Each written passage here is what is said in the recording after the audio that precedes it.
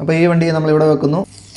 ശരിക്കും ഇതിനകത്തുള്ള ഒരുപാട് ഫാൻസ് ഉള്ള ഒരു വണ്ടിയാണ് കേട്ടോ. ഞാൻ ഒരുപാട് റീൽസിലൊക്കെ കണ്ടിട്ടുള്ളൊരു വണ്ടിയാണ്.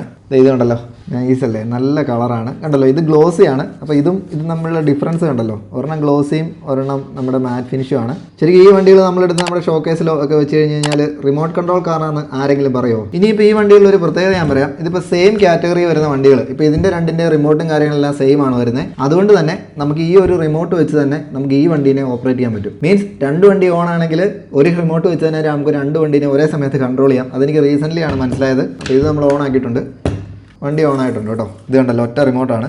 ഇത് കണ്ടല്ലോ, ഒരേപോലെ രണ്ട് വണ്ടിയും വർക്ക് ചെയ്യും. അത് രസമുണ്ട്. ഇപ്പോൾ തിരിച്ച് വെച്ച് നമ്മൾ ഓടിച്ച് കഴിഞ്ഞാൽ രണ്ട് സൈഡിലോട്ട് തിരിഞ്ഞു പോകുന്നു. ഇതിൻ്റെ ഹെഡ് ലാമ്പ് അടിപൊളിയാണ് കേട്ടോ, നല്ല രസമായിട്ടാണ് ചെയ്തിരിക്കുന്നത്. ഇത് അപ്പോൾ നമ്മൾ ഒരേപോലെ ത്രോട്ടിൽ കൊടുക്കുന്നു. ഇപ്പോൾ സ്പീഡ് ഏറ്റവും കൂടുതലായിട്ടേക്കുന്നത്.